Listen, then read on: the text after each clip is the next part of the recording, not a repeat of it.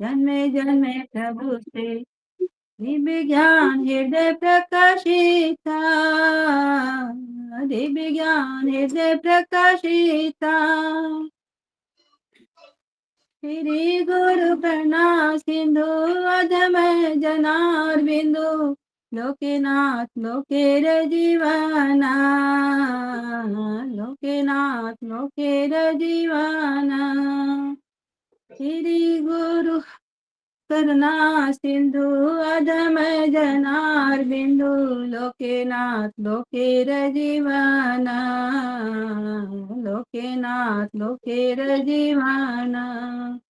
हाँ प्रभु करो दया, देह मोहे पद छाया, एबे यशु त्रिभुवाना, एबे यशु त्रिभुवाना।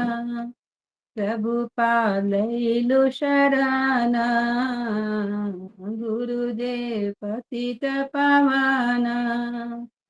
गुरुदेवा गुरुदेवा गुरुदेवा, जय गुरुदेवा।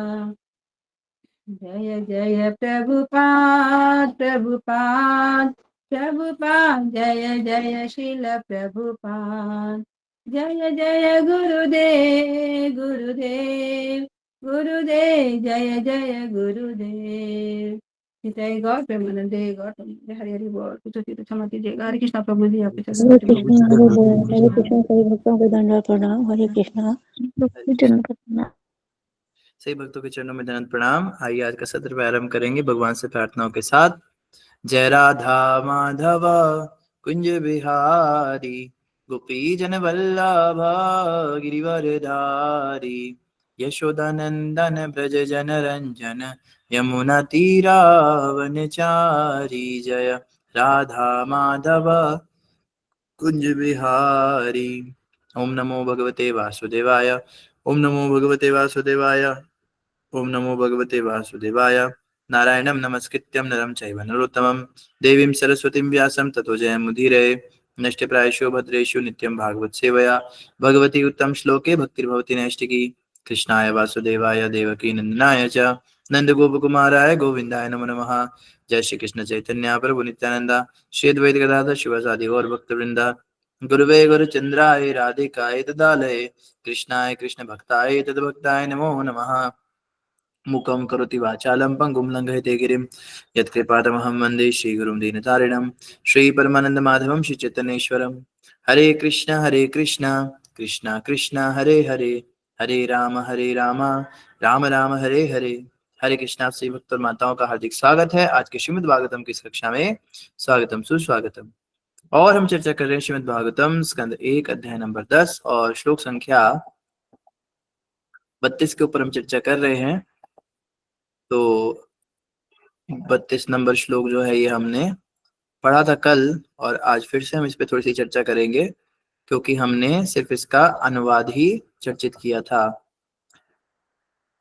तो आइए हम इस 32 नंबर श्लोक का पाठ करेंगे सभी मिलकर। सभी अपने माइक कर लेंगे अनम्यूट और हमारे पीछे बोलने का प्रयास करेंगे। अजात शत्रु पृतनाम, अजातशत्रु पितनाम, गोपिताय मधुद्विषा, गोपिताय मधुदुषः, हरेभ्यः शंकिता स्नेहात्, हरेभ्यः स्नेहात्, प्रायुक्तं चतुरांगिणीम्, प्रायुक्तं चतुरांगिनीम्।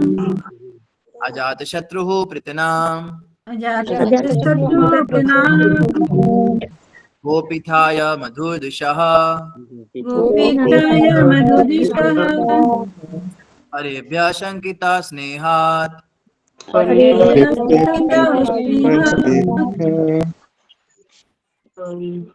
प्रायुक्त चतुरंगिणीम्, प्रायुक्तं चतुरांगिनीम्।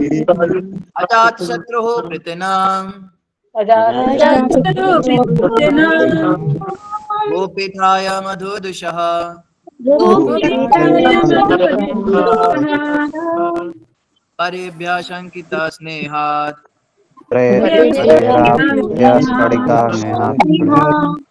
प्रायुक्तं चतुरंगिणीम्, बहुत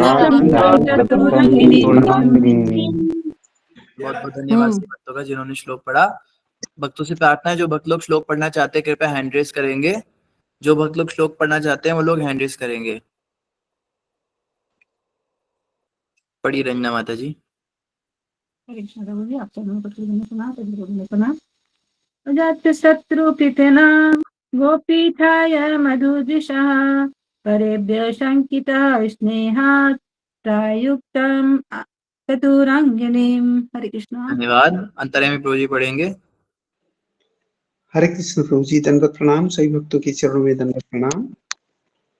अजात शत्रु प्रोतनाम गोपीथाय मधुद्विषः परेभ्यः शंकितः स्नेहात् प्रायुक्तं चतुरंगिणीम्।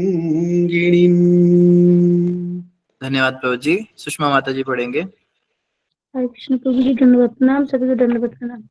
अजात शत्रु पूतनां गोपीठाय मधुदिशः परेभ्य शंकिता स्नेहात् प्रायुक्तं चतुरांगिनीम्। हरे कृष्ण। धन्यवाद। सौरभ प्रभु जी पढ़ेंगे।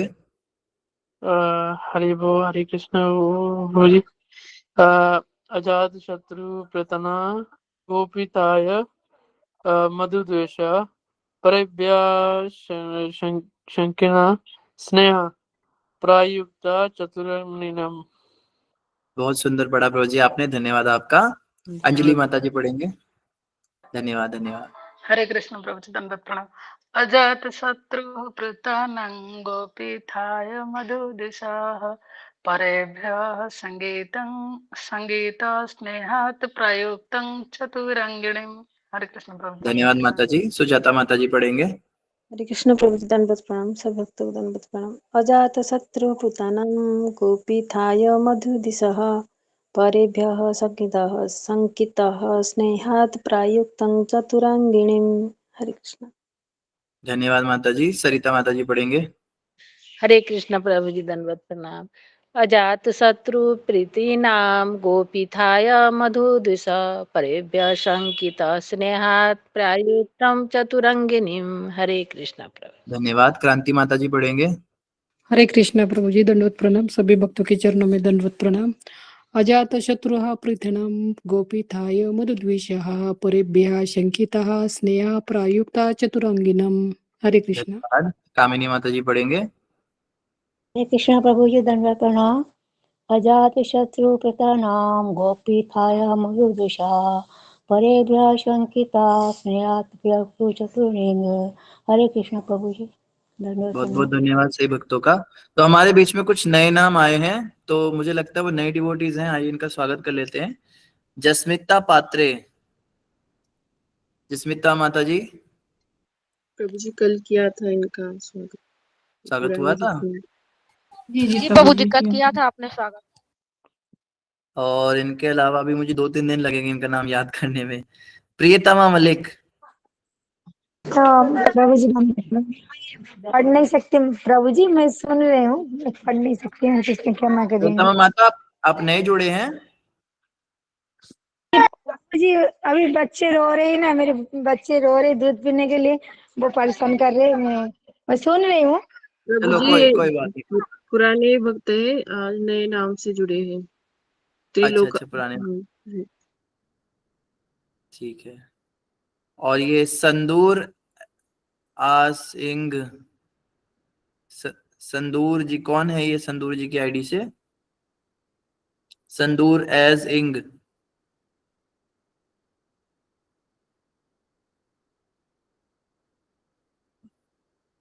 हरे कृष्णा, कौन है संदूर जी? ठीक है, कोई पुराने डिवोटी लगते हैं, कोई नई आईडी से जुड़े होंगे। बाकी सब तो पुरानी डिवोटीज हैं। तासई भक्तों का बहुत बहुत धन्यवाद, बहुत बहुत स्वागत। आइए हम पढ़ते हैं आज का श्लोक। तो ये श्लोक बहुत ही सुंदर है। श्रीमद् भागवतम के सारे श्लोक बड़े सुंदर है, लेकिन ये श्लोक बहुत ही ज्यादा सुंदर है। क्यों सुंदर है? क्योंकि कल हमने पढ़ा था अजात शत्रु का मतलब। अजात शत्रु जो शब्द है ये बड़ा महत्वपूर्ण शब्द है। अजात शत्रु का मतलब होता है जिसका कोई शत्रु ना हो। इस पृथ्वी पर कोई भी ऐसा व्यक्ति नहीं जिसका कोई शत्रु ना हो। हर कोई किसी ना किसी के बारे में बुरा सोचता है, किसी ना किसी से तो मन के अंदर कुछ भेद रखता है, लेकिन जो किसी व्यक्ति से बुराई नहीं मानता, जो किसी को अपना शत्रु नहीं मानता, किसी को भी ये नहीं कहता कि इसने मेरी जिंदगी बर्बाद कर दी, इसकी वजह से मुझे दुख आ गया, ऐसे व्यक्ति को कहते हैं अजात शत्रु। और यहाँ पे अजात शत्रु किसके लिए प्रयोग हुआ है शब्द? युधिष्ठिर महाराज के लिए। ये देखिए, अजात शत्रु का मतलब बताया जिसका कोई शत्रु ना हो, अर्थात महाराज युधिष्ठिर। तो महाराज युधिष्ठिर का कोई शत्रु नहीं था, कम से कम महाराज युधिष्ठिर की ओर से नहीं था। और उसके बाद पृत नाम गोपिथाय मधुदुषः, मधुदुष भगवान श्री कृष्ण की सुरक्षा के लिए उन्होंने क्या किया था? गोपिथाय, उन्होंने सेना तैयार की थी, सुरक्षा सेना, और उस सेना को भगवान के साथ रवाना किया। परेभ्य, ताकि अन्य शत्रुओं से क्या हो? भगवान की रक्षा हो सके, कोई दूसरा शत्रु उनके साथ कुछ कर ना सके। परेभ्य शंकिता स्नेहात, स्नेह के कारण उन्होंने क्या किया? शंकित जो था, जो शंका थी उनकी कि कहीं कोई परेभ्य, कोई दूसरा शत्रु उनको कुछ नुकसान ना पहुंचा दे, इसीलिए उन्होंने क्या किया? प्रायुक्त चतुरंगिनी सेना उनके साथ भेजी। यद्यपि महाराज युधिष्ठिर का कोई शत्रु न था, तो भी उन्होंने असुरों के शत्रु भगवान श्री कृष्ण के साथ जाने के लिए चतुरंगिनी सेना, घोड़ा, हाथी, रथ तथा पैदल सेना लगा दी। शत्रु से बचाव और भगवान से स्नेह के कारण महाराज ने ऐसा किया। तो कल भी हमने इस पे काफी लंबी चर्चा की थी कि महाराज युधिष्ठिर का भगवान श्री कृष्ण के प्रति एक वात्सल्य प्रेम था, छोटे भाई मानते थे उन्हें। तो छोटे भाई का कितना ध्यान रखा जाता है। छोटे भाई को जब कोई बड़ा भाई स्कूल भी भेजता है तो बहुत बोलता है उसको, भाई तेरे को कोई परेशान करे तो मुझे बताना, मैं फोड़ दूंगा उसको। हाँ, तेरा भाई खड़ा है, तेरे को कोई टीचर तंग करे तो बताना। उसको पूछता रहता है बड़ा भाई, तुझे कोई दिक्कत तो नहीं, तुझे कुछ चाहिए तो नहीं, कौन सा फोन चाहिए बता, कौन सी गाड़ी चाहिए, मैं मम्मी से बात करता हूँ। तो एक बड़ा भाई जो है वो बहुत ही ज्यादा स्नेहिल होता है अपने छोटे भाई की ओर। तो ऐसे ही युधिष्ठिर जी जो है उम्र में बड़े हैं भगवान श्री कृष्ण से, तो एक बड़े भाई की तरह प्रेम कर रहे हैं। हालांकि युधिष्ठिर महाराज जानते हैं कि ये सर्वेश्वर हैं, ये जगतपति हैं, जगन निवास है, इन्होंने ही तीनों लोग बनाए हैं, लेकिन अभी तो ये मेरे छोटे भाई की तरह मेरे सामने खड़े हैं, तो मेरा यही कर्तव्य है। आइए पढ़ते तात्पर्य में श्रील प्रभुपाद जी क्या कह रहे हैं। जगत गुरु श्रील प्रभुपाद की जय। प्रभुपाद जी कहते हैं, घोड़े, हाथी, रथ तथा मनुष्य ये प्राकृतिक रक्षा साधन है। घोड़ों तथा हाथियों को पर्वतों या जंगलों तथा मैदानों में कहीं भी जाने के लिए प्रशिक्षित किया जाता है। अब देखिए, उस जमाने में सड़कें तो नहीं होती थी तारकोल की, तो कच्चे सड़कों पर हाथी घोड़े अच्छा दौड़ते थे। आज भी कई लोग हाथी घोड़ों से जाते हैं, कई कई जगहों पर अभी भी चलते हैं ये। तो इन्हें ये प्राकृतिक रूप से आपको मिले हैं, ये गाड़ियां मिली हैं। तो क्यों हम CFC कार्बन एमिशन वाली धुएंधार गाड़ियां चलाएं, जिनसे पेट्रोलियम भी खत्म हो रहा है और जिनसे प्रकृति पे प्रदूषण हो रहा है और जिनसे ओजोन लेयर में छेद हो रहा है। ये आर्टिफिशियल तरीके से जीवन जीना बिल्कुल ठीक नहीं। और इससे क्या होता था, हाथी और घोड़ों को भी रोजगार मिलता था।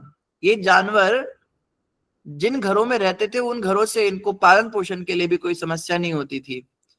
और कोई व्यक्ति ये ना सोचे कि एनिमल अब्यूज था। कई लोग ये कहते हैं कि पहले जमाने में जानवरों से काम कराते थे लोग, तो वो एनिमल अब्यूज था, उन्हें परेशान करते थे। पर ऐसा नहीं है। जानवर जो होते थे उनको परिवार के मेंबर की तरह रखा जाता था। हमें याद है, अभी भी हमने देखा था एक गाय के मरने से पूरे परिवार में बहुत शोक मनाया गया कई दिनों तक। और आप सोचेंगे गाय दूध देती थी, दूध भी नहीं देती थी, वो बूढ़ी हो गई थी, लेकिन प्यार इतना, माँ के समान। और एक बकरी किसी की मरी थी, अभी पीछे हम एक गांव में गए थे, वो भी बहुत रो रहा था जैसे कोई उसका बच्चा ही मर गया हो। तो जैसे कुत्ते भी आजकल लोग पालते, कितना प्यार करते हैं। तो जानवरों को पालना जो है ये कभी भी कोई कह लो कि अब्यूज नहीं होता था। ये सब लोग परिवार का हिस्सा समझ के मिल बांट कर खाते थे सब लोग।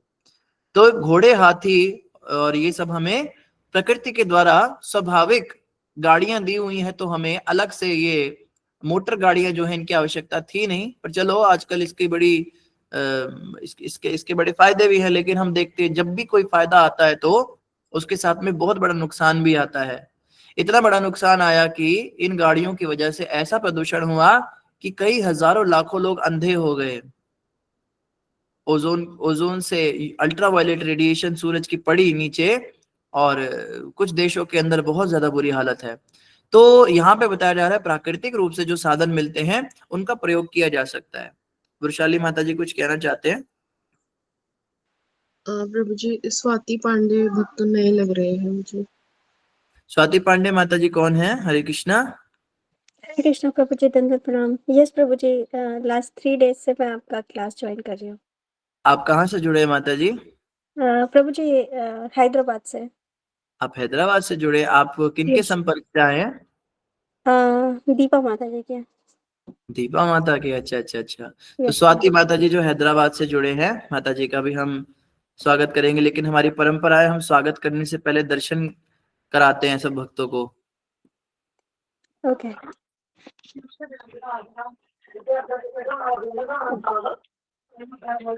हरि बोल।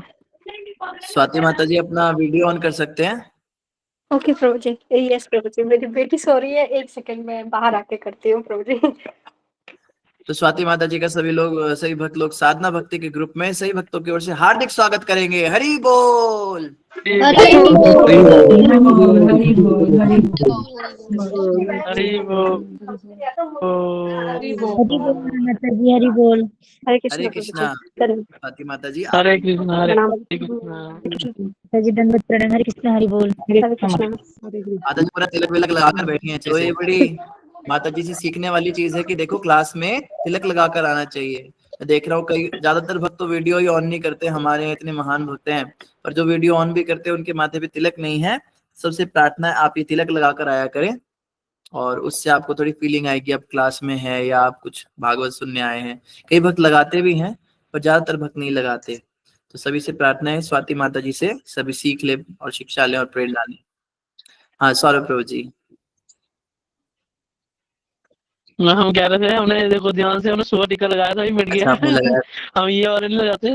हाँ जी हाँ जी, मैं सुबह का चंदन लगाया था, अभी मिट गया वो। अच्छा अच्छा अच्छा, कोई यस बात प्रभु जी, ग्रेजुअली मेरा भी ऐसे ही होता है, मॉर्निंग में लगाते हैं, डे टाइम में अगर क्लास रहती तो नहीं रहता है, बट ठीक है आज है। आप ये क्लियरली आज देख रहे हो, लगा हुआ था। ठीक है, माफ करना। मेरा खुद का तिलक मिट जाता है सुबह जो लगाया होता है, तो मैं क्लास से पहले एक बार फिर से लगा लेता हूँ, मुंह हाथ धो के या स्नान करके फिर तिलक लगा के आता हूँ। तो क्लास से पहले एक बार लगा सकते हैं, अच्छा रहता है तिलक लगा के क्लास सुनना। ठीक है ठीक है, ठीक है, धन्यवाद। हरे कृष्णा। धन्यवाद। तो हम पढ़ रहे हैं हाथी घोड़े और ये जो रथ आदि हैं, ये सब प्राकृतिक रूप से हमें रक्षा के लिए दिए गए हैं, और इनको ट्रेनिंग दी जाती थी अलग अलग प्रकार के पथरीले रास्तों पर चलने की। आप देखो आजकल का मानव इतना ज्यादा बेदर्द क्यों हो गया। हमें किसी का दुख दर्द नहीं दिखता, हम लोगों को इतने आराम से इस्तेमाल कर जाते हैं, किसी के इमोशंस के साथ इतने आराम से कैसे खेल जाते हैं। इसके पीछे भी एक बहुत बड़ा कारण बताया गया। क्रांति माता जी कृपया आप अपना माइक म्यूट कर लीजिए। इसके पीछे कारण क्या बताया गया है? इसके पीछे ये कारण बताया गया कि पहले के जमाने में हम जीवित लोगों से ज्यादा डील करते थे। घरों के अंदर भेड़ बकरियां होती थी और इनके बच्चे होते थे, गाय के बच्चे होते थे, तो घर के बच्चे इनसे खेल खेल के बड़े होते थे। आजकल के बच्चे मशीनों से खेलते हैं जिनके अंदर ना भावनाएं होती हैं, जिनके अंदर ना कोई दुख दर्द होता है। आप मशीन को मारो पीटो जमीन पे, उसको दर्द भी नहीं होगा। तो बच्चों के दिल में एक कह लो जी बचपन से ही एक यूज एंड थ्रो वाली भावना बहुत ज्यादा प्रभावित हो गई, और बच्चे आपस में भी नहीं खेलते, मनुष्यों के बच्चों के साथ भी नहीं खेलते, वो रोबोट्स के साथ ज्यादा खेल रहे हैं। मोबाइल हो गया, लैपटॉप हो गया, टीवी हो गया, स्मार्ट वॉच हो गई। तो इनके साथ में रहने से क्या हो गया, मशीनों के साथ डील करने की आदत पड़ गई। अब जब वो बड़े होते हैं तो जैसे ही वो किसी मनुष्य के साथ आते हैं तो उनके अंदर उसकी ट्रेनिंग ही नहीं है कि इमोशंस क्या होते हैं, किसी की फीलिंग की कैसे कदर होती है, वो उनको सिखाया ही नहीं गया। और वो सामने वाले मनुष्य को भी मशीन की तरह ही समझते हैं, उसके साथ भी अच्छा तुम्हें बुरा लग रहा था, अच्छा मुझे पता ही नहीं चला। उन्हें पता ही नहीं रिएक्ट कैसे करना होता है, उनको रिएक्ट करना नहीं आता, उनके अंदर वो इमोशंस पनप ही नहीं पाए। तो ये घोड़े और हाथी और घर के अंदर इतने सारे जो पेट्स रखे जाते थे, इससे क्या होता था, हृदय में एक मार्मिकता आती थी। आप अगर कोई बकरी है वो चिल्ला रही है, आपको एकदम लगेगा अरे इसको खाना देने का टाइम हो गया, भूख लग रही होगी, दुख होगा मैंने इसको खाना नहीं दिया। लेकिन मोबाइल आपका 3 दिन तक भी अगर चार्ज ना हो तो कोई दुख तोड़ना होता है, हाय मेरा मोबाइल बेचारा बिना चार्जिंग के कितना दुखी होगा। कोई ऐसे कहता है हो मेरा मोबाइल, सॉरी तुम्हें बुरा तो नहीं लगा, मोबाइल को बुरा लगता ही नहीं है। तो इस वजह से क्या हुआ, मशीनों के साथ जितना ज्यादा हम डील कर रहे हैं, हमारे अंदर की इंसानियत खत्म होती जा रही है। एक वक्त बड़ा अच्छा बता रहे थे, पहले के लोग चीजों का इस्तेमाल करते थे और इंसानों से प्यार करते थे। आजकल के लोग क्या करते हैं, इंसानों का इस्तेमाल करते हैं और चीजों से प्यार करते हैं। चीजों से प्यार करने से कुछ मिलता थोड़ा ना है, प्यार तो इंसानों से ही होता है, लेकिन वो उनको इस्तेमाल करना, तो प्राकृतिक रूप से रहना हमने बंद कर दिया। तो खैर प्रभुपाद जी आगे यहाँ पर बता रहे हैं, रथ पर सवार योद्धा शक्तिशाली तारों के बल पर अनेक घोड़े तथा हाथियों से लड़ सकते थे, जो कि आधुनिक आणिक अस्त्र के समान है। आजकल जो ये अस्त्र होते हैं, जैसे बॉम्ब्स होते हैं, तोपें होती हैं, या गोलियां बंदूक होती हैं, हमें सिखाया जाता है बंदूक का आविष्कार अंग्रेजों ने किया, तोप का आविष्कार अंग्रेजों ने किया, उससे पहले हम लकड़ी के तीर मार मार के एक दूसरे से लड़ाई करते थे, तो हम इतने एडवांस नहीं थे। पर ऐसा नहीं है, ऐसा बताया गया शास्त्रों के अंदर, क्या बताया गया कि जो वो तीर होते थे उनमें मंत्र अभिमंत्रित होते थे, और मंत्रों से उसको जागृत करके उनको जब छोड़ा जाता था तो विस्फोट करते थे, और ऐसे ऐसे विस्फोट करते थे। ब्रह्मास्त्र तो इतना खतरनाक है, अगर, और लकड़ी के तीर पे ही होता था, लकड़ी के तीर पे अगर ब्रह्मास्त्र का आवाहन कर लिया, पूरे ब्रह्मांड को ही नष्ट करने की वो शक्ति रखता था। सूर्यास्त्र होता था, चंद्रास्त्र होता था, ब्रह्मास्त्र, इंद्र अस्त्र, अलग अलग तरह के अस्त्र शस्त्र, इनकी सिद्धियां करनी पड़ती थी। बस ये है कि पहले वो इतने बड़े बड़े लोहे के डब्बे नहीं बनाते थे, एक तीर में वो मंत्रों के द्वारा उसको अभिमंत्रित कर लेते थे। तो ऐसा नहीं है कि ये सब कुछ नया है, ये जो पटाखे, आतिशबाजियां, ऐसे ऐसे पटाखे तीरों से बजाते थे, वो ऊपर जाके पूरा बादल बन जाता था, उनसे नकली बारिश हो जाती थी, दिन को रात, रात को दिन कर लेते थे, नकली सूर्य तक बना देते थे। ऐसे भी शक्तिशाली पहले अस्त्र हुआ करते थे। जी सौरभ प्रभु जी कुछ कहना चाहते हैं आप? गुरु जी देखो, मैंने एक हमने अपनी जिंदगी में, हमने पहले कुछ अपनी जिंदगी में देखा कि मेरे अंदर पहले जो था, आपसे एक मदद चाहिए। हमारे जो पहले से था, मेरे अंदर नेचर था कि मैं ना 2019-20 में 19-20 में मेरा ऐसा नेचर हो गया था कि मैं ना इस्तेमाल करता था लोगों का, ठीक है, मैं इस्तेमाल करता था, मान के अपने मतलब लिए बनाने, मैंने मित्र, दोस्त नहीं, मित्र नहीं, मतलब कि कोई क्लोज वन हो गया, या कोई अपना रिश्तेदार हो गया, या अपना फ्रेंड हो गया। तो फिर बाद में, मगर जब मैं बड़ा ही भगवान ईश्वर वाली लाइन में और पढ़ा, फिर इसमें असल मायने में मैं आया, जब इस लाइन में पढ़ा, फिर मेरे को पता चला कि नहीं, सबसे पहले मैं ठीक था, फिर बाद बीच में मैं ना ऐसी एक जगह में गया, ऐसे लोगों के बीच गया जहाँ मैं ऐसा बन गया, ठीक है, बचपन था मेरा, 17-18 साल की उम्र थी, तब मैं ऐसा हो गया। फिर उसके बाद प्रभु जी, मैं जब ईश्वर की लाइन में पढ़ा, मैंने वो ठोकरें खाई 10-12 साल खाई। फिर उसके बाद आ जाके फिर मेरे को जब पता चला कि हाँ भाई, क्या अहमियत होती है रिश्तेदारों की, क्या अहमियत होती है सबकी, ये जो चीजें होती हैं। तो जैसे आपने बताया कि गौ सेवा, ये वो करना, तो जब मैं इस चीज में पढ़ने लगा, फिर मेरे को वो अंदर काइंडनेस आने लगी। तो अभी मैं बड़ी कोशिश कर रहा हूँ कि मैं वो नेचर पूरा ही चेंज कर दूं, पूरा फ्लिप कर दूं, कोशिश मेरी हो रही है। तो आप मुझे प्लीज बताइएगा कि मैं और अच्छी कोशिश क्या करूं कि जिससे मैं वो नेचर चेंज हो जाए पूरा, तो एक किस्म का गंगा स्नान हो जाए, तो फिर बाद में आगे फिर मैं बढ़िया हूँ और अच्छा इंसान बनूं।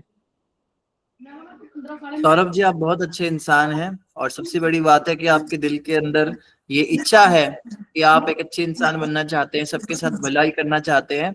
लेकिन कहते हैं ना, वो जमाना भले लोगों को भलाई करने नहीं देता। कुछ लोग ऐसे होते हैं जो ऐसी हरकतें कर जाते हैं, हमारी भलाई का गलत इस्तेमाल करते हैं, हमारा गलत इस्तेमाल करते हैं। तो भला इंसान भी थोड़ा डर डर के भलाई करता है।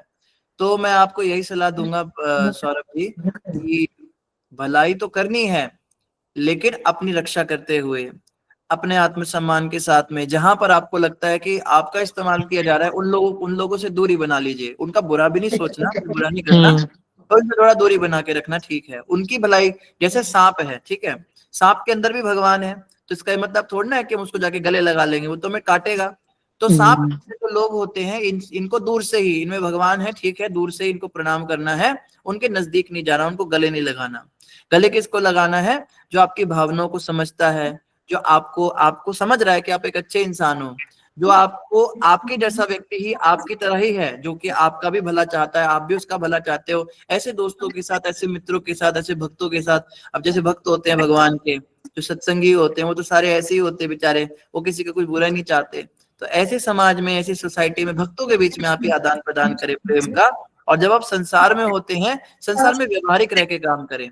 संसार में जैसे कोई आपके कॉम्पिटिटर्स होंगे, पीयर होंगे, रिलेटिव्स होंगे, तो जो जिस तरह की मेंटालिटी रखता है, जो चालाकियां करता है, जो इस तरह के लोग हैं, उनके साथ आप जो है उनका बुरा भी नहीं चाहना, पर अपना नुकसान नहीं होने देना उनसे थोड़ी दूरी बना के रखना, ठीक है।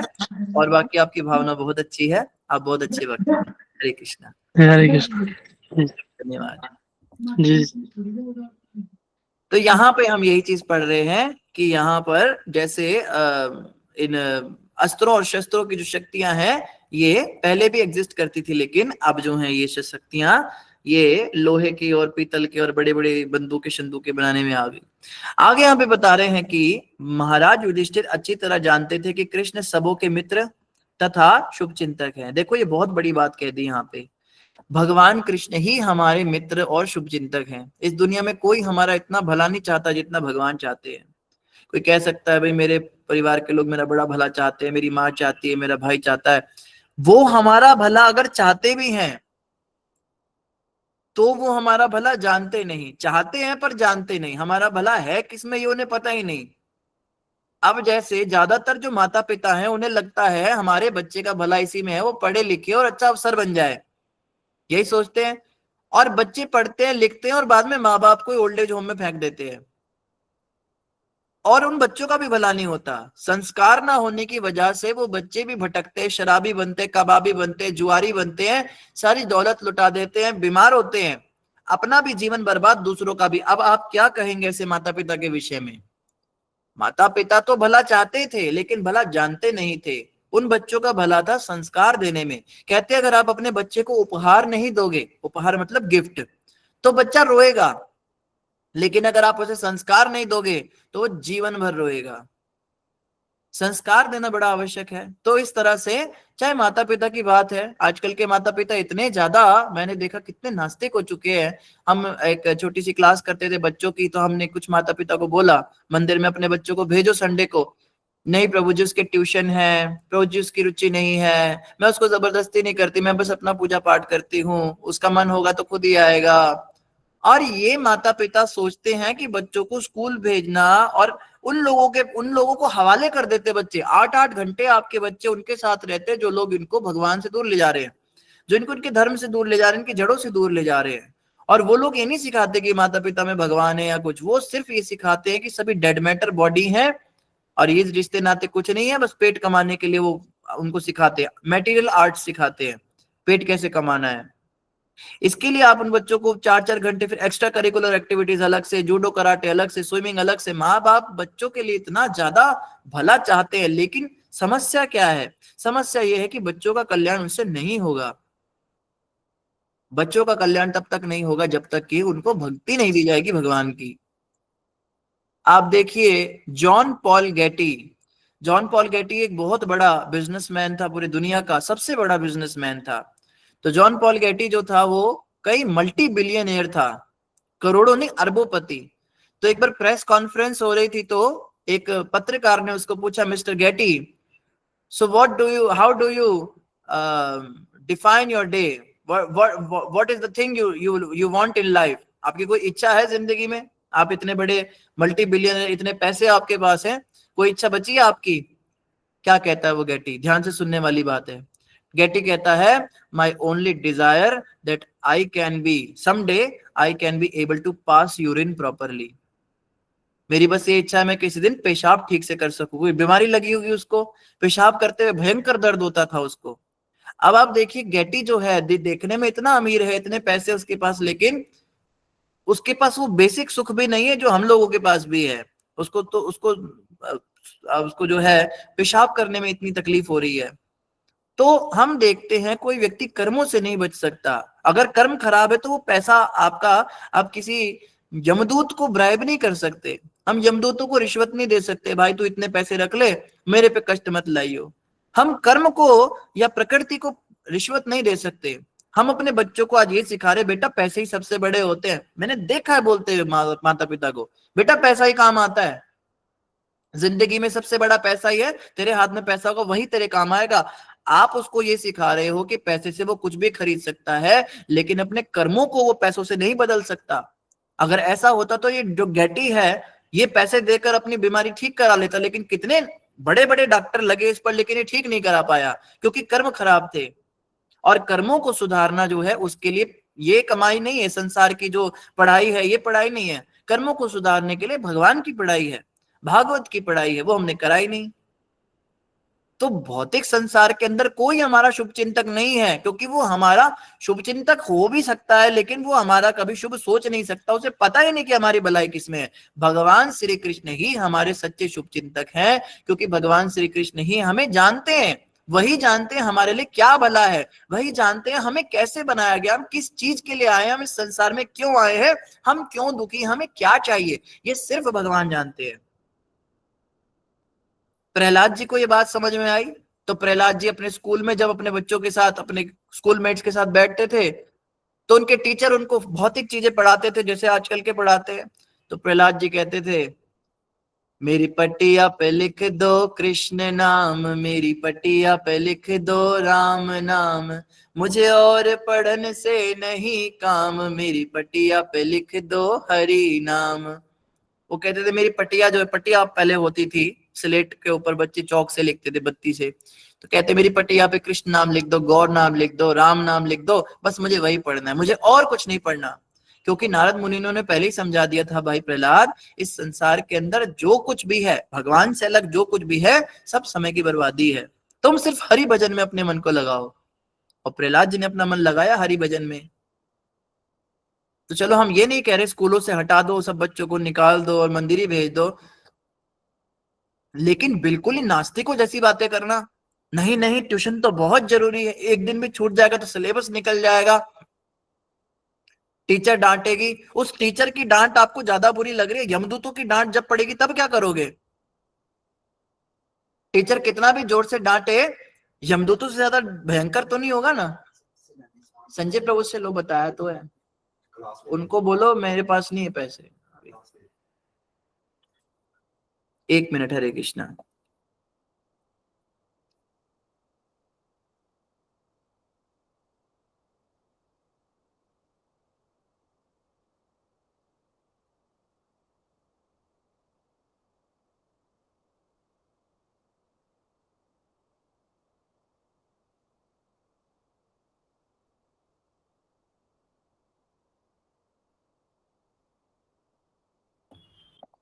क्षमा कीजिएगा, तो क्या बात चल रही थी? मुझे यही बता रहे थे कि मतलब भगवान ही हमारे सच्चे मित्र हैं, परम मित्र हाँ, भगवान ही हमारे सच्चे शुभचिंतक हैं और भगवान ही हमारे मित्र हैं। देखो यहाँ पे लिखा है ना, महाराज युधिष्ठिर अच्छी तरह जानते थे कि कृष्ण ही सबों के मित्र तथा शुभचिंतक हैं। इस बात को युधिष्ठिर महाराज तो समझ गए थे, हमें ये बात समझने में पता नहीं कितना समय और लगेगा। दुनिया में कितने लोगों से और धोखा खाएंगे तब जाके अकल आएगी, अकल ही नहीं आ रही है। जिसे कहा ना, संसार में प्रीत लगाते हैं ना हम, गुरु महाराज कहते हैं, मोहन से प्रीत लगा लो तुम आज हरि गुण गा लो, मोहन से प्रीत लगा लो तुम आज हरि गुण गा लो, मोह माया में फंस कर पगले हीरा जन्म गवाए, कर्म कमा लो बिगड़ी बना लो शाम को शीश झुका लो, मोहन से प्रीत लगा लो तुम आज हरि गुण गा लो, कभी न जाए मंदिर में तो कभी न राम धियाए, मोह माया में फंस कर पगले हीरा जन्म गवाए, कर्म कमा लो बिगड़ी बना लो, शाम को शीश झुका लो, मोहन से प्रीत लगा लो, तुम आज हरि गुण गा लो। छोड़ के ये संसार जो झूठा, हरि चरणों में जाए, कटे 84 उसकी और वो हरि के दर्शन पाए। उसको ध्यालो हरि गुण गा लो, कृष्ण से प्रीत लगा लो, मोहन से प्रीत लगा लो, तुम आज हरि गुण गा लो, मोहन से प्रीत लगा लो, तुम आज हरि गुण गा लो। मोहन से प्रीत लगा लो, तुम आज हरि गुण गा लो। बस भगवान से प्रीत लगाओ। इस संसार के अंदर किसी से भी प्यार करोगे, कोई अपने पति से प्यार करता है, कोई पत्नी से, कोई गर्लफ्रेंड से, कोई बॉयफ्रेंड से, कोई भाई से, कोई बहन से, कोई बच्चों से, ये सारे रिश्ते नाते क्या हैं? ये सब झूठे हैं। झूठे क्यों हैं? क्योंकि ये तब तक आपके पास हैं जब तक आप इनकी बात सुन रहे हो। जिस दिन आपने अपनी बात बोलनी शुरू कर दी, उसी दिन सब दुश्मन बन जाएंगे। और मान लो अगर किसी का प्यार सच्चा है भी, कुछ होते भी हैं, तो भी वो लोग हमारा भला जानते ही नहीं। वो हमें ही नहीं जानते कि हम ये शरीर है या आत्मा है।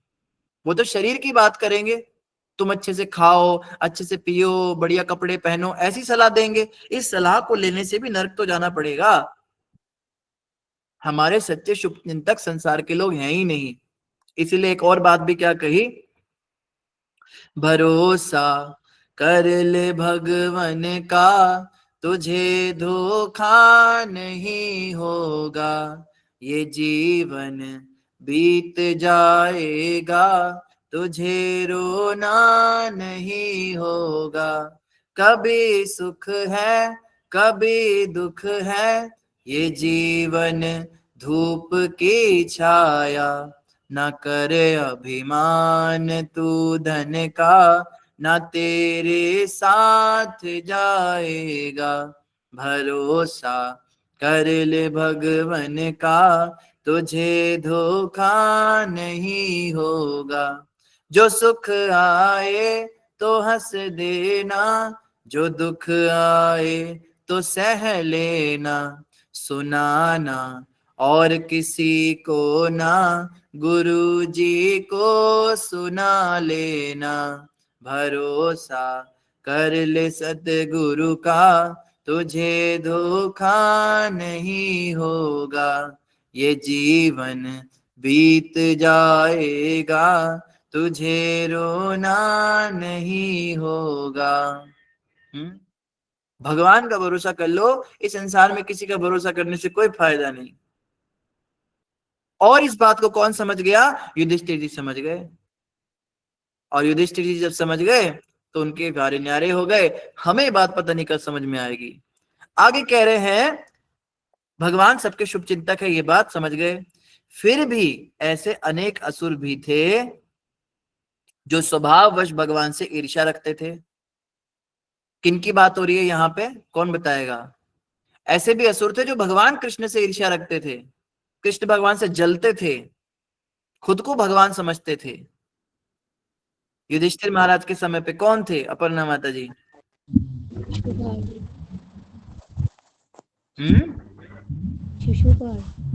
शिशुपाल, जरासंध, जरासंध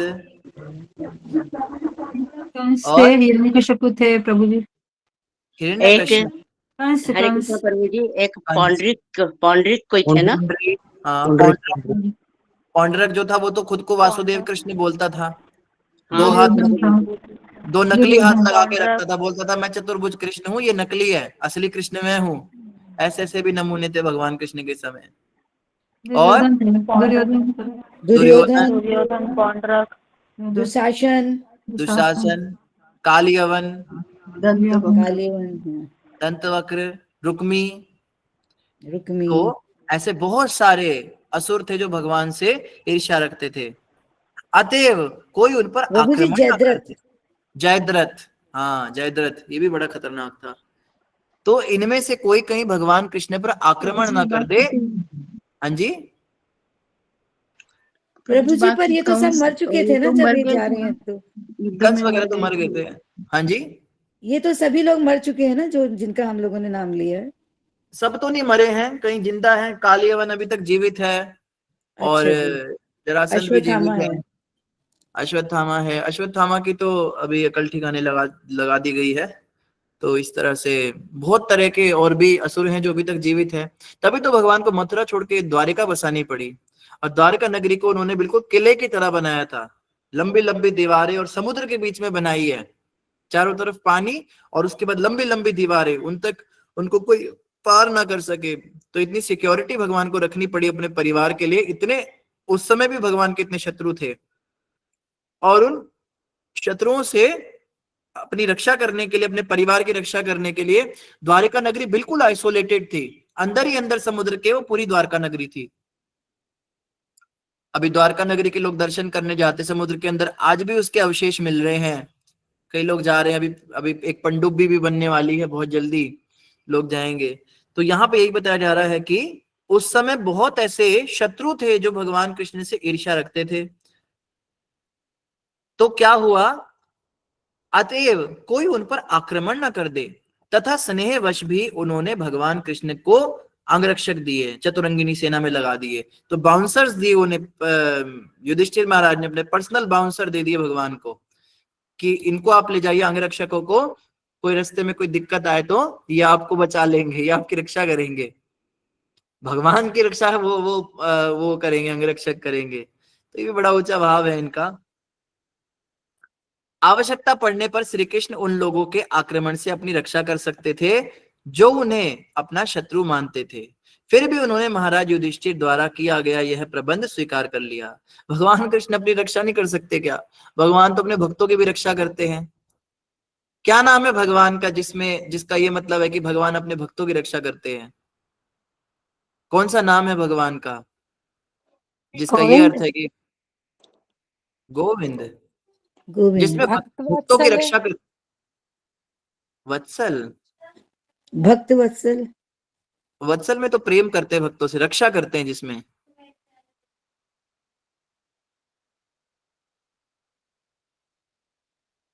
एक तो नाम है अच्युत। अच्युत का मतलब होता है भगवान कभी चूकते नहीं है अपने भक्तों की रक्षा करने में। एक तो ये नाम भी है। इसके अलावा हाँ संपा माता जी, गोपीथाय।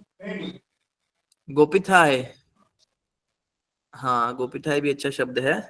और सुमित्रा माता जी, नृसिंह देव भगवान। नृसिंह देव। नृसिंह का मतलब तो आधा नर और आधा शेर होता है। वैसे शब्द के ऊपर क्या है, उस शब्द का मतलब है। जस्मिता माता जी, पार्थ सारथी। पार्थ सारथी का मतलब होता है अर्जुन का रथ चलाने वाला।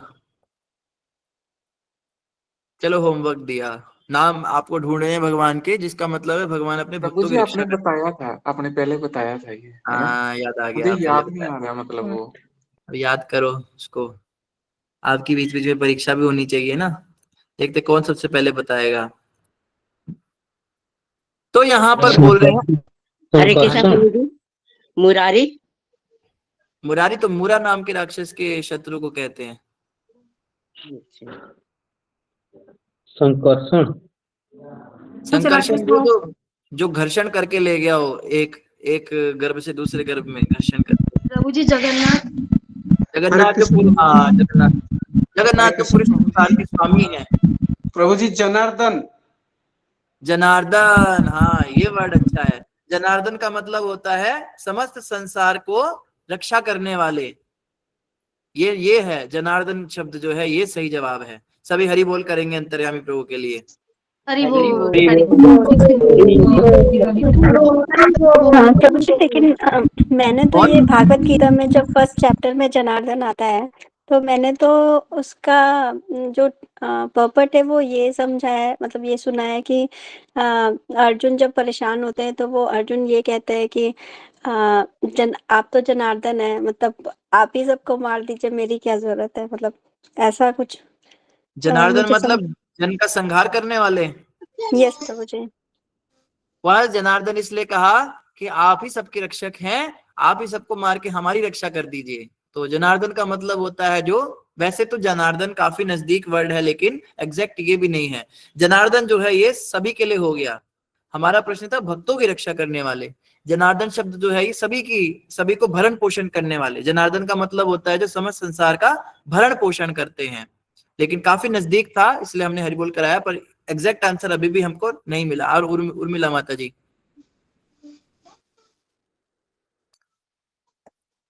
तो भगवान जो सबकी रक्षा, अपने भक्तों की रक्षा करते हैं, उनका नाम क्या है?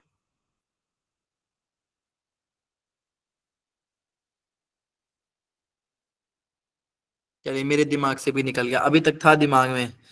चलो मुझे भी याद आएगा तो मैं दोबारा बुलाऊंगा। तो खैर यहाँ पे क्या बता रहे हैं, आवश्यकता पड़ने पर भगवान तो सभी की रक्षा करते दुनिया में, लेकिन यहाँ पे युधिष्ठिर कह रहे हैं कि आपकी रक्षा के लिए मैंने ये आपको गार्ड दिए हैं। जैसे भक्त लोग कई होते हैं ना, भगवान को टीका लगाते, काला टीका लगाते हैं, भगवान को नजर ना लग जाए, बलैया लेते हैं। भगवान को किसकी नजर लग सकती है? भगवान को किसी की नजर नहीं लग सकती ना, भगवान का कोई अनिष्ट हो सकता है, लेकिन फिर भी भक्तों की भावना होती है। आगे कह रहे हैं, भगवान ने युधिष्ठिर द्वारा किया गया यह प्रबंध स्वीकार कर लिया, क्योंकि वे अपने बड़े भाई तथा राजा की आज्ञा का उल्लंघन नहीं कर सकते थे। भगवान प्रेम के वश बंध जाते हैं, तो जब प्रेम से यशोदा जी ने बांधा तो भगवान बंध गए। इसी तरह आज प्रेम के कारण क्या हो रहा है, ये युधिष्ठिर जी भगवान को ये रक्षक दे रहे हैं, तो भगवान मना नहीं कर पाए। भगवान अपनी दिव्य लीला में आश्रित का सा खेल खेलते हैं, और इस तरह कभी कभी वे अपनी तथाकथित असहाय बाल्यावस्था में यशोदा माता की देखरेख में भी स्वीकार करते हैं। देखो वही बात प्रभुपाद जी ने कह दी कि भगवान क्या करते हैं, भगवान आश्रित का खेल खेलते हैं। भगवान का खेल खेलते हैं, जैसे आप मेरी रक्षा नहीं करोगे तो मेरा क्या होगा। युधिष्ठिर, अगर आप गार्ड ना भेजते तो पता नहीं रास्ते में मेरा क्या होता। यशोदा मैया, आप मुझे खिलाओगी नहीं तो मैं तो भूखा ही मर जाऊंगा। तो ये भगवान की दिव्य लीला है, जो बाल अवस्था में भी ये किया करते थे। यह है दिव्य लीला है। दिव्य लीला, दिव्य लीला का मतलब कौन बताएगा क्या होता है? दिव्य लीला, दिव्य शब्द का अर्थ क्या होता है? अलौकिक। दिव्य डिवाइन मतलब दैवीय अलौकिक शक्ति। प्रभु जी, लौकिक, दैवीय। दैवीय हाँ, अलौकिक। और प्रभु जी आपने क्वेश्चन कौन सा पूछे हैं?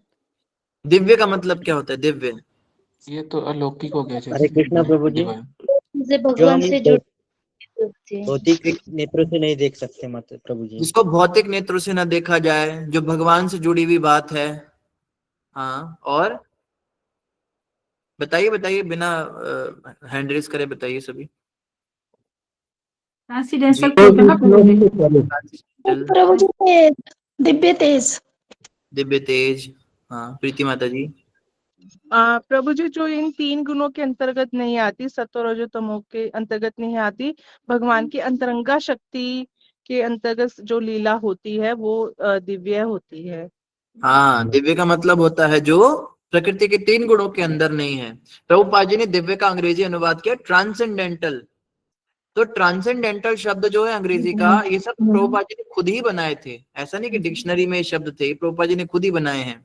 ट्रांसेंडेंटल, ट्रांसेंड का मतलब होता है पार कर जाना, ट्रांसेंड पार कर जाना, और ट्रांसेंडेंटल मतलब जो पार कर चुका है, सृष्टि के ऊपर की चीज है, परे की चीज है, यानी इस दुनिया से परे की चीज। हाँ क्रांति माता जी, यही उत्तर था। जिसका अपन किसी के साथ तुलना नहीं कर सकते वो दिव्य। तुलना नहीं हो सकती, हाँ, भौतिक जगत में जिसकी तुलना नहीं हो सकती। तो दिव्य का मतलब होता है जो इस संसार का नहीं है। मोटे मोटे तौर पे हम ये अर्थ लेते हैं, जो इस संसार का नहीं है, ठीक है। दिव्य, दिव्य लीला, लीला का मतलब क्या होता है? लीला का मतलब होता है भगवान के कार्यकलाप। भगवान के कार्यों को लीला कहते हैं। हमारे कार्यकलाप जो है वो लीला नहीं है। भगवान के कार्यकलाप, भगवान अगर खांसते भी हैं, छींकते भी हैं, जमाई लेते हैं, कभी बंद जाते हैं, कभी उनको डांट लगती है, तो संसार में भी बच्चे ये सब करते ही हैं।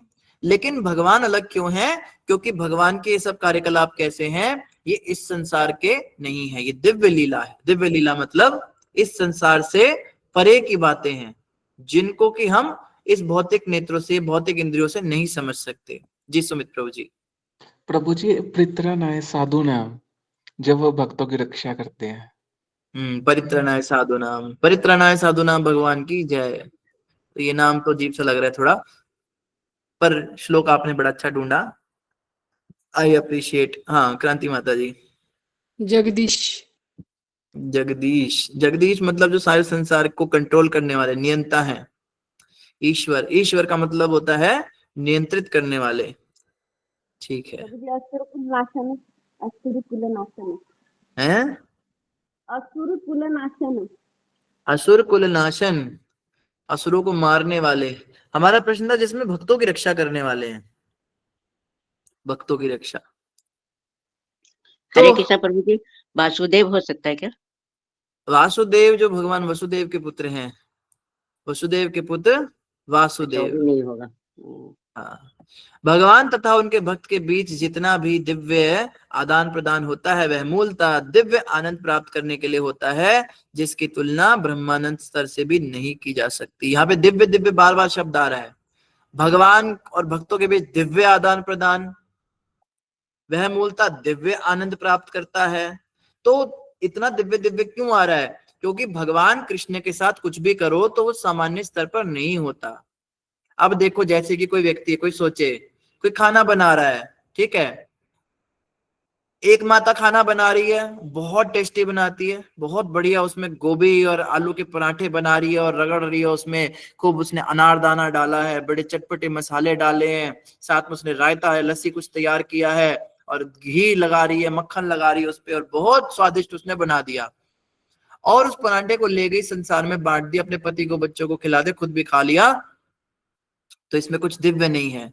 दूसरी माता भी बना रही है, उसको बेचारी को, उसको इतना नहीं आता, लेकिन वो जैसे तैसे भाव के अनुसार बना रही है और वो जाकर भगवान को भोग लगा रही है। उसका कुकिंग करना दिव्य है। उसने जितनी देर रसोई में काम किया वो उसकी साधना है, वो साधना में काउंट होगा। उसने उतनी देर भक्ति की है। आप समझ रहे हैं बात को? भौतिक संसार का कार्य ही भक्ति बन जाता है। जैसे बताया गया, जो गृहस्थ जो होते हैं वो इतनी माला नहीं कर सकते, इतना वो सोचे कि हम 64 माला कर लें, और उन्हें करनी भी नहीं चाहिए। करनी इन द सेंस कि अपने घर के काम छोड़ के नहीं करनी चाहिए, क्योंकि भौतिक गृहस्थी है, वो भी संभालनी है। तो उनके लिए क्या दिया गया? कर्म योग दिया गया। वो घर के काम को ही भक्ति बना सकते हैं। अब कोई व्यक्ति दुकान पे काम करता है, वो दुकान पे बहुत मेहनत करके कस्टमरों को सामान बेच रहा है, उसका ये सामान बेचने में भगवान का चिंतन कहाँ होता है? जब हम दुकान पे बैठे होते हैं, कस्टमर से बात कर रहे होते हैं, उस समय भगवान थोड़ा ना याद आते हैं। उस समय तो हमें सब झूठ सच सब बोलना पड़ता है, जैसे तैसे अपना सामान बेचना है। तो अगर किसी ने 8 घंटे दुकान पर मेहनत मजदूरी की, गधा मजदूरी करी है, उसको वो झूठ सच बोलने के उसके सब कर्म लगेंगे, पाप लगेगा। और जो उसने पैसा कमाया है वो पैसा उसको नर्क में धकेलेगा, क्योंकि उस पैसे से वो इंद्र तृप्ति करेगा। अब दूसरा व्यक्ति, वो भी वही 8 घंटे लगा रहा है, वो भी सब झूठ सच बोल रहा है, वो भी कस्टमर पे बहुत मेहनत लगा रहा है, भगवान का चिंतन वो भी नहीं कर रहा, लेकिन जो पैसे उसको मिले उससे, उन पैसों में से 50% पैसे उसने भगवान की सेवा में लगा दिए। उसके ये 8 घंटे उसको वही फल देंगे जो पूजा करने वाले पुजारी को, मंदिर में सेवा करने वाले ठाकुर जी के 8 घंटे उसको सेवा करने से जो पुण्य मिलता है, वही उसको भक्ति का लाभ होगा, कुछ कम नहीं होगा। आप व्यवहारिक रूप से करके देख लीजिए।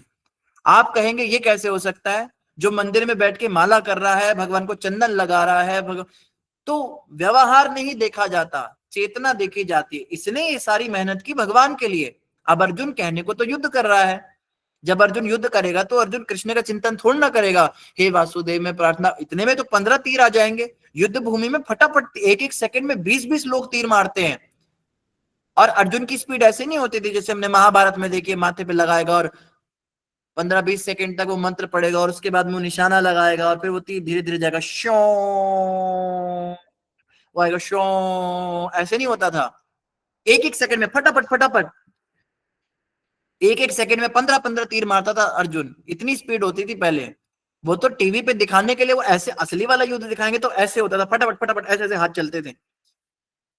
और मंत्र कैसे पढ़ते थे? इतनी प्रैक्टिस होती थी, इतना अभ्यास, फटाफट मंत्र पढ़ा, छोड़ा, ये इंद्र अस्त्र छोड़ा, अग्नि अस्त्र छोड़ा, देखा कि वो वहां से वरुण अस्त्र आ रहा है, उसको देखने के लिए आपके पास इतनी देर नहीं होती थी। हे केशव, मेरी ओर तो नागपाश आ रहा है। अर्जुन तुम गरुण अस्त्र का संहार उसका वो करो, आवाहन करो जी, और वो ऐसे ले, तब तक तो उसकी मुंडी भी उड़ जाएगी, इतनी देर नहीं लगती थी। वो फटाफट देखा, वहां से फटाफट मारा। तो इतनी तेज, इतना ज्यादा, इतना एक्टिव और इतना अलर्ट रहना पड़ता है युद्ध के समय, कितना अलर्ट रहना पड़ता है। उस समय पे भगवान का चिंतन कैसे कर पाता बताइए। लेकिन उसने क्या किया, अर्जुन ने जो भी कार्य किया वो सब भगवान को अर्पित कर दिया। आपके कहने पे कर रहा हूं, आपकी प्रसन्नता के लिए कर रहा हूं, तो उसका वो युद्ध करना भक्ति हो गया।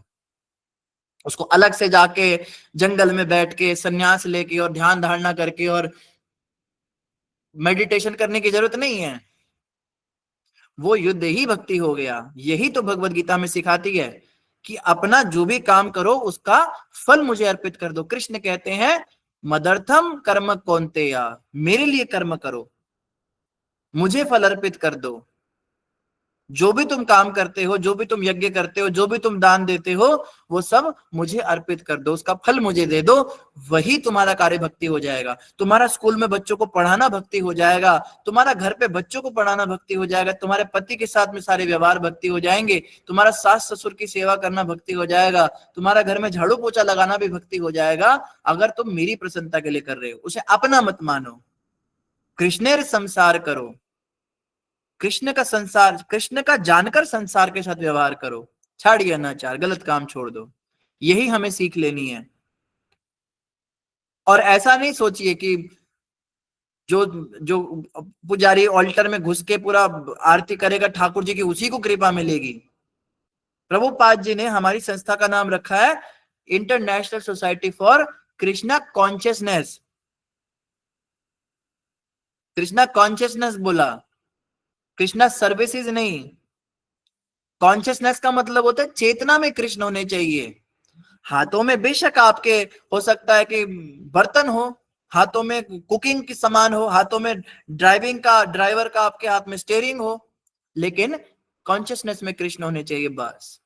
हाथ कारवल तो दिल यारवल, हाथ जो है वो काम करे संसार का, पर हृदय से भगवान को याद रखना है। भगवान की प्रसन्नता के लिए कोई भी कार्य किया जाए उसको उतना ही बेनिफिट मिलेगा जो साधना करने से। और अगर हम माला करने बैठे हैं, हम कीर्तन करने बैठे हैं और चिंतन हमारा कहीं संसार का, माया का हो रहा है, वो काउंट नहीं होता इतना। कईयों को बुरा लगेगा ये बात सुन के, पर सच्चाई तो बोलनी पड़ेगी। मेरी यही हालत है, मैं दूसरे के लिए क्या कहूं। हाथ में माला लेकर मैं 4 घंटे माला रगड़ता रहा, लेकिन एक भी सेकंड मुझे कृष्ण का चिंतन हुआ ही नहीं। दिमाग में मेरे भौतिक सब चीजें घूम रही हैं, उसका मुझे इतना लाभ नहीं। भगवान की विग्रह सेवा कर रहा हूं, हाथ से सब सेवा चल रही है, नहाना नूना चल रहा है, दिमाग में मेरे कुछ और ही चल रहा है। सबसे बड़ा जो कह लो कि भक्ति का जो एक सबसे इंपॉर्टेंट एस्पेक्ट है वो है कृष्णा कॉन्शियसनेस। अंतरराष्ट्रीय कृष्ण भावना अमृत संघ, भावना में कृष्ण होने चाहिए। तो भावना में कृष्ण किसके होते हैं? जो रिजल्ट भगवान को देता है। हमारी जॉब का, हमारी कमाई का रिजल्ट होता है पैसों के रूप में। हमारी रसोई में जितनी मेहनत हमने की है उसका रिजल्ट होता है पहली थाली के रूप में। हमारा घर परिवार जो है उसका रिजल्ट क्या होता है? उनको बिठाकर कीर्तन कराने के रूप में। इन सबको भगवान को अर्पित करना सीखे हम, अपने रिजल्ट भगवान को दे कर्मों के। क्योंकि हम इतने कर्म के मारे, हमारे बस की इतना अच्छे से माला करना है भी नहीं, इतना ध्यानपूर्वक सेवा करना है भी नहीं। हम थोड़ा ना 8-8 घंटे सेवा कर सकते हैं भगवान की, हमें घर भी संभालना है, सब कुछ करना है। लेकिन हम इस लायक जरूर हैं कि इन सब को करने के बाद इनका रिजल्ट ना भोगे,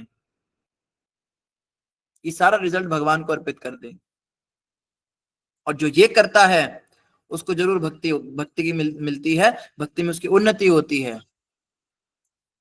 लेकिन दूसरी ओर जो मंदिर में भी पैसे लेते हैं आरती करने के, मंदिर में हम पुजारी बनेंगे, सैलरी बताओ कितनी मिलेगी। तो मंदिर में भी जाकर अगर तुमने भगवान की घंटी बजाने के लिए पैसे ले लिए तो तुम्हारी चेतना में कृष्ण कहाँ रहे? तुम्हारी चेतना में तो पैसे ही रहे। तो international society for money consciousness नहीं है, ये कृष्णा कॉन्शियसनेस है। भगवान की तृप्ति, भगवान की प्रसन्नता, गुरुदेव की प्रसन्नता ही एकमात्र जिसका उद्देश्य है, उसी कार्य चेष्टा को साधना कहा जाता है। साधना का मतलब ये नहीं है कि इतने घंटे बैठे हम इतनी, कई होते ना, कई मैंने सुना है कईयों को, प्रभु जी मैं तो 64 माला करती हूँ, मैं तो 32 माला से पहले सोती नहीं हूँ, 16 माला तो मेरी ऐसी हो जाती है प्रभु जी, 20 साल से कर रहा हूं, मेरे तो 4 नियम हो जाते हैं। इस अहंकार को लेकर इसी संसार में बैठे रह जाएंगे हम। कितनी माला हम भगवान की प्रसन्नता के लिए करते हैं, कितनी माला हम गुरु की प्रसन्नता के लिए करते हैं, क्या हम उनके निर्देशन में काम कर रहे हैं? हम तो उनसे मिलने भी नहीं जाते, हम तो उनसे उपदेश भी नहीं लेते, हमें जो पसंद होता है हम बस वो करते हैं। कार्तिक आ रहा है, प्रभु जी मेरा मन कहता है मैं ये करूं, तेरे मन से तू, अपने मन से थोड़ा ना भक्ति होती है। चतुर्मास चल रहा है, मैंने ऐसा नियम लिया है, मैं सोच रहा हूं, मैंने उनकी वीडियो देखी, मैंने उनको फॉलो किया, जगह जगह जाके एक गुरु होने चाहिए, एक दीक्षा गुरु होने चाहिए, और शुरुआत में शिक्षा गुरु भी कम ही होने चाहिए, बहुत ज्यादा शिक्षा गुरु भी नहीं होने चाहिए, और उनके मार्गदर्शन में रहकर भक्ति करनी सीखनी चाहिए। इसलिए सबसे पहले बोला आदौ गुरु पदाश्रय, भक्ति की शुरुआत होती है जब गुरु का आश्रय लिया जाता है। उसके बाद क्या होता है, प्रामाणिक गुरु से दीक्षा ली जाती है। भक्ति का दूसरा अंग है दीक्षा लेना।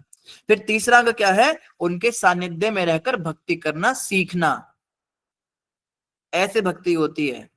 तो किसी गलत फहमी का शिकार ना होए कोई कि हम भक्ति बहुत अच्छी कर रहे हैं, हम बहुत अच्छे से, हमने सीखी ही नहीं है। प्रामाणिक गुरु के संरक्षण में रह के तो पता लगता है भक्ति है क्या। हमें जो आज लग रहा है भक्ति है, वो असल में भक्ति है ही नहीं।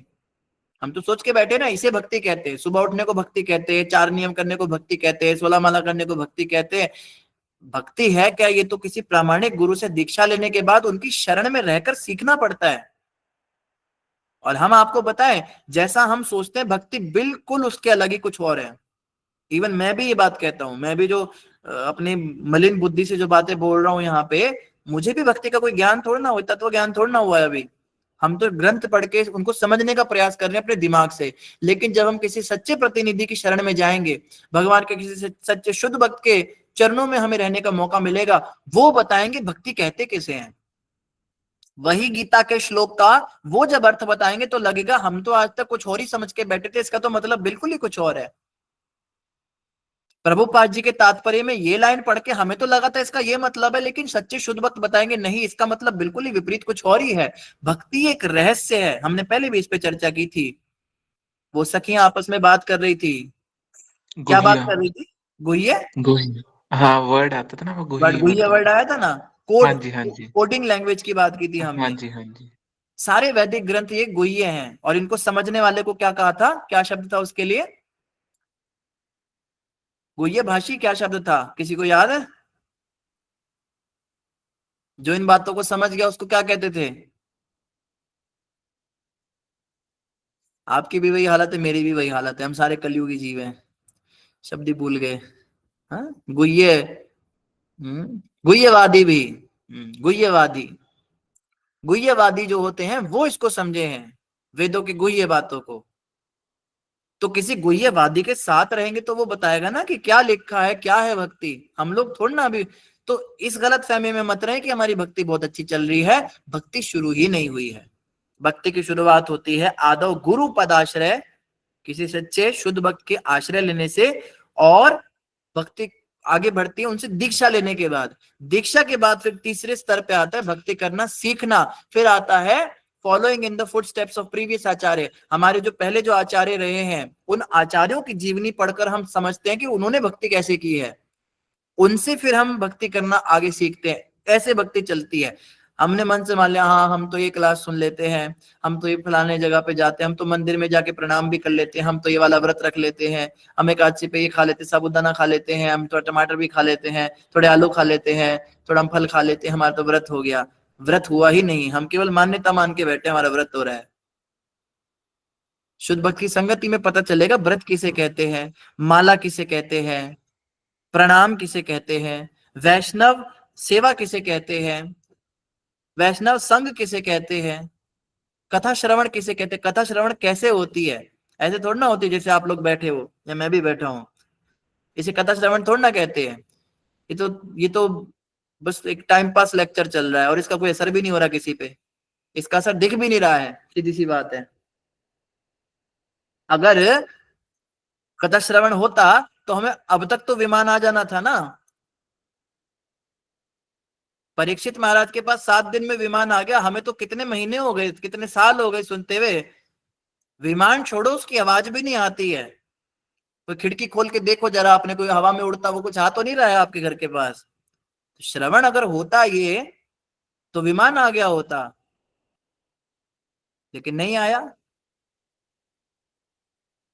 चरणामृत पान करने का ये फल बताया, जो चरणामृत एक बार पी ले, विष्णु का चरणामृत, उसका पुनर्जन्म नहीं होता, उसकी अकाल मृत्यु टल जाती है। चरणामृत पी के निकला और बाहर जाके ट्रक से मर गया, आप क्या कहोगे इसको?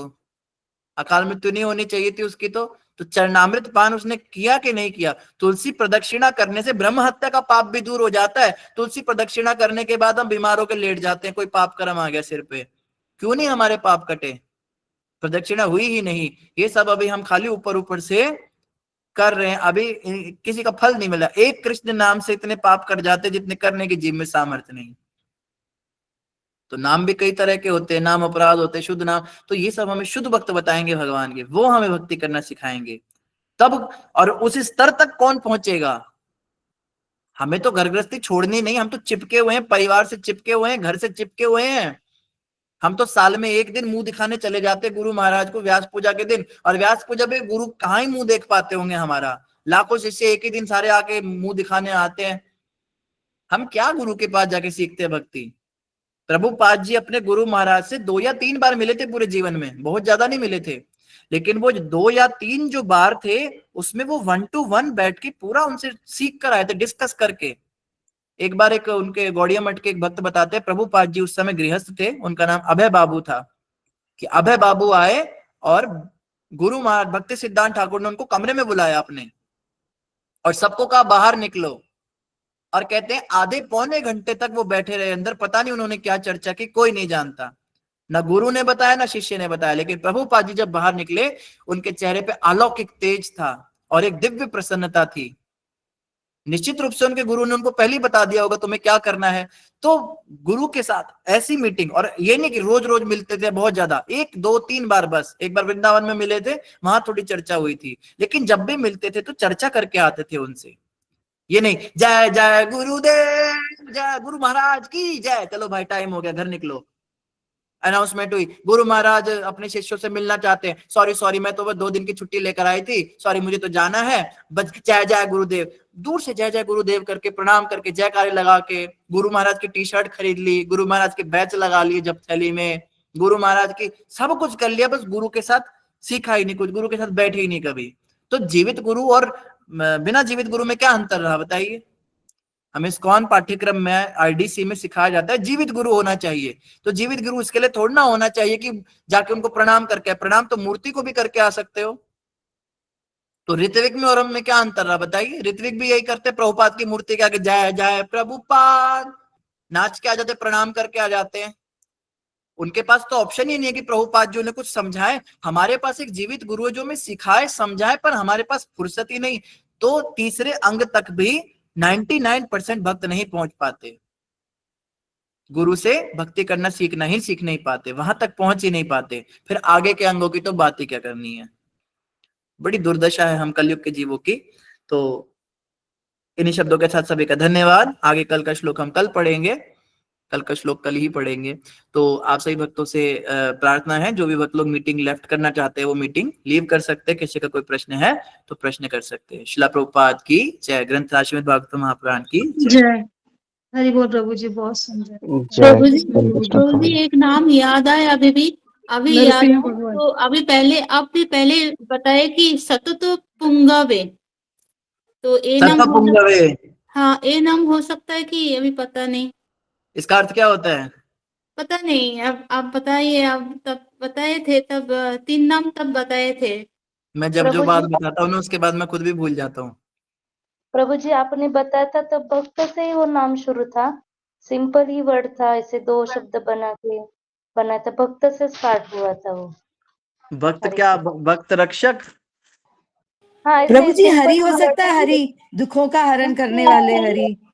नहीं, वो रक्षा करते हैं। नरसिंह भगवान। रक्षा रक्षा भक्त रक्षक, अंग रक्षक की तरह भक्त रक्षक। चलो सारे भी सही जवाब लेकर आओ, ऐसे कुछ भी मत बोलो, ठीक है। तो कोई कोई भक्त है जो सभी के हैंड रेज के हिसाब से नाम अनाउंस कर दे उनके? अभी मैं फोन पे आ चुका हूँ तो मुझे पता नहीं किसने पहले हाथ खड़ा किया है। आप एक एक करके खुद ही अपने प्रश्न कर लीजिए जो नंबर वाइज हैं जी। मनीषा माता जी। मधुसूदन प्रभु जी है क्या फिर? अभी छोड़ो ये सब बोलना, कोई गलत जवाब दे रहे हो अभी फिर से। हाँ, हरे अपर्णा कृष्ण माता ने प्रभु शायद जी। पहले हाथ खड़ा किया। हरे हरे कृष्ण कृष्ण मनीषा प्रभु माता जी। जी। उठिए। हरे हरे कृष्णा कृष्ण प्रभु जी, प्रभु दंडवत जी, प्रणाम दंडवत सभी प्रणाम भक्तों को प्रभु दंडवत जी। प्रणाम। एक एक करके प्रभु प्रश्न जी, करेंगे, आपने एक एक। जो अभी ये कहा था कि सब कृष्ण को अर्पण करना चाहिए अपने कर्म, तो फिर हमें ऐसे अलग से बोलना पड़ेगा क्या कि आपको कर्म अर्पण है? ऐसे अलग से बोलना थोड़ा ना, कैसे बोलने से अर्पण क्या करना होगा? है? बोलते तो हम रोज है भगवान को, तुम ही हो माता पिता तुम ही हो, पर हम असली में माता पिता भगवान को मानते कहाँ हैं? बोलने से क्या होता है? हृदय से तो फिर मानना है कर्म ना। अर्पण कैसे करना है, उसकी विधि क्या है प्रभु जी? अपनी 50% सैलरी दान कर देनी है साधु वैष्णव और भगवान में, सीधी सी बात, ज्यादा इधर उधर की बातें नहीं करेंगे हम। तो हाउस वाइफ के पास तो कमाई उसकी खुद की तो नहीं रहती हाउस प्रभु जी। वाइफ हाउस वाइफ के पास जितनी कमाई होती है वो नोटबंदी में पता चला, उतनी तो उसके पति की साल की इनकम नहीं होती जितने पैसे उसके पास निकल गए।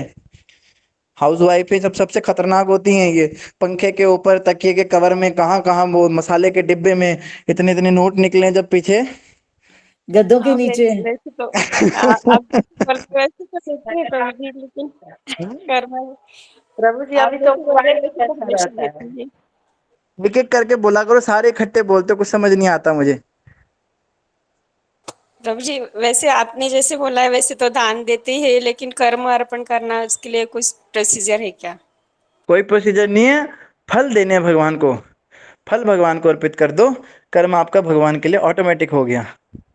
आपने खाना बनाते समय कुछ बोला नहीं बोला, लेकिन आपने जो खाना बनाया उसकी थाली सीधा भगवान के पास ले गए, और पूरे प्रोसीजर में आप जो भी बना रहे थे आपने यही सोचा कि भगवान के हिसाब से बनाऊं, भगवान को कैसा अच्छा लगता है, तो वो हो गया भगवान को अर्पण।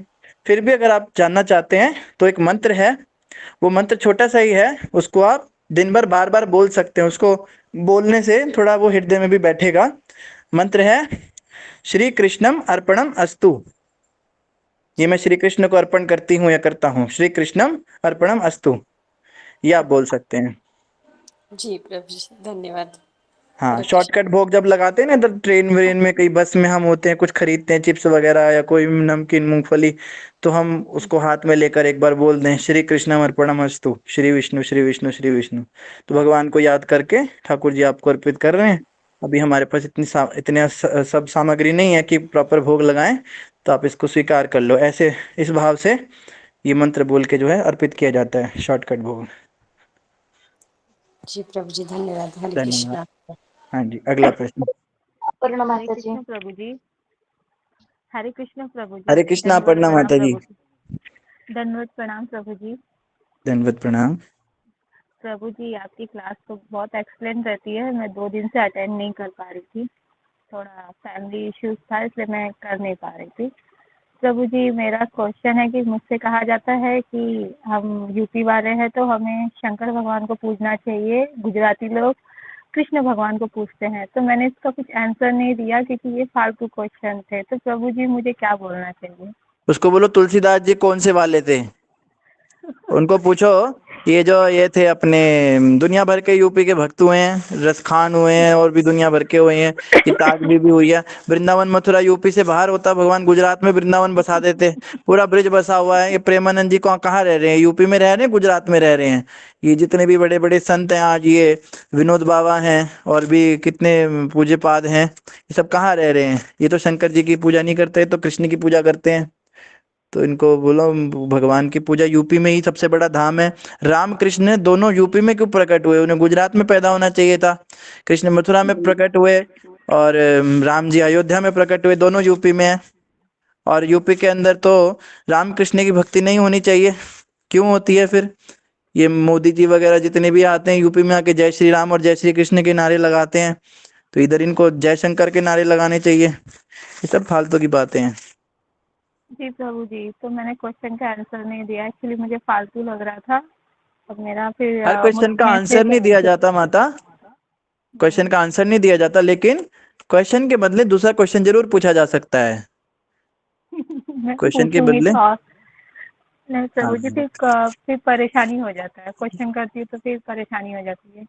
परेशानी उनको होगी ना, आपको क्या परेशानी? उनको बोलो चलो तुम हम पहले मेरे सवाल का जवाब दो, फिर मैं तुम्हारे सवाल का जवाब दूंगी। पहले तुम जाके ढूंढ के आओ ये जितने इतने नाम लिए, ये सब क्यों यूपी में रहकर इन्होंने कृष्ण भक्ति की? अगर कृष्ण भगवान का, ये बेकार की बातें हैं। जी शिव प्रभु जी की जी, भी पूजा इसलिए मैं करो, शिव जी को भी मना नहीं है। शिव जी भी वैष्णवों के अग्रगण्य हैं, उनकी भी पूजा होनी चाहिए, पर ऐसी कोई बात जी नहीं है। जी प्रभु जी, इसलिए मैं तिलक नहीं लगा पाती हूँ क्योंकि मेरे घर वाले थोड़े ऑब्जेक्शन उठाते हैं। तो मैं खाली उनकी पूजा माला और मन से जो बनाती हूँ उनको भोग लगाती हूँ, दिन भर गुनगुनाती बिंदी रहती वाला हूँ। तिलक लगा लो। बिंदी वाला ही तिलक लगाती हूँ प्रभु जी। हाँ, बिंदी वाला तिलक लगा लो, उसमें कोई दिक्कत नहीं है। भगवान का जी नाम का प्रभु लगाओ। जी प्रभु जी। हाँ, और प्रभु जी हरे कहते हैं कि कृष्णा। चंदन लेडीज लोग को नहीं लगाना चाहिए, मेरे घर वाले कहते हैं। हरे चंदन नहीं कृष्णा। लगाना चाहिए तो क्या लगाना चाहिए? हाँ, तो हमने कहा कि चंदन तो भगवान को लगता ही है और लगाते ही हैं, तो कहते हैं कि नहीं लगाना चाहिए। चलो जितना घर वाले को ज्यादा तंगी भी नहीं करनी है, पानी का तिलक लगा लो, फिर क्या करना है।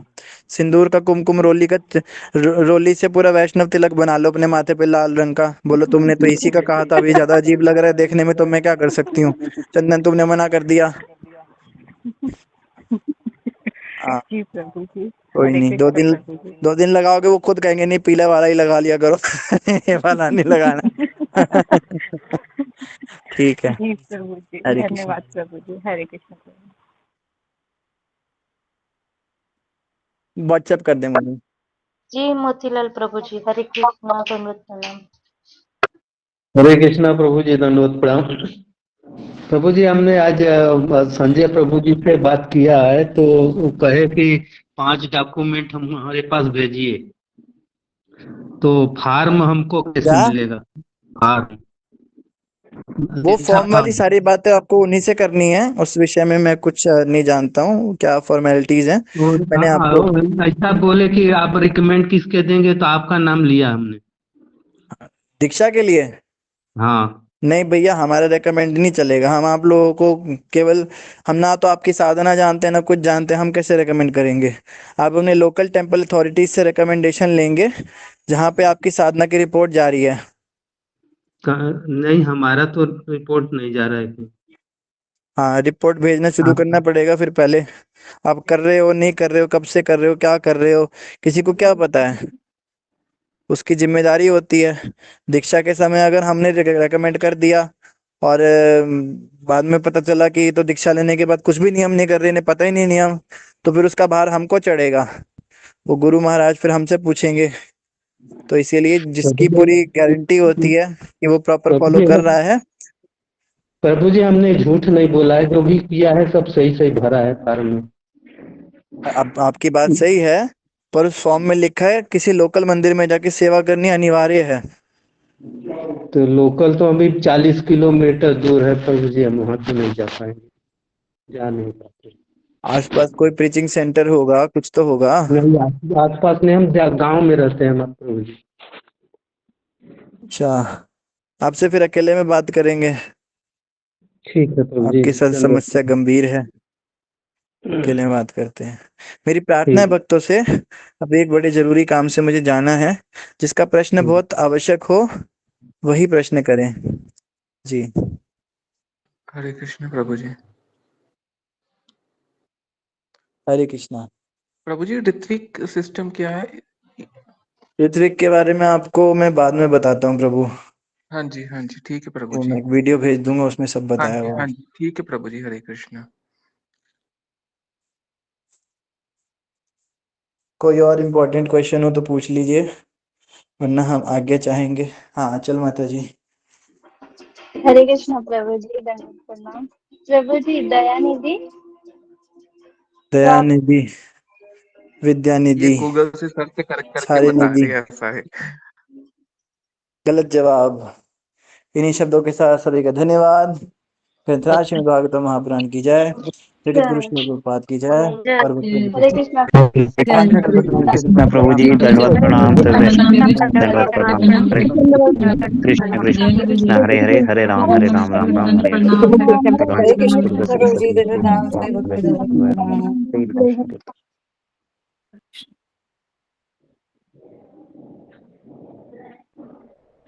कृष्णा प्रभु जी दंडवत प्रणाम, श्री कृष्ण भक्त दंडवत प्रणाम, हरि बोल।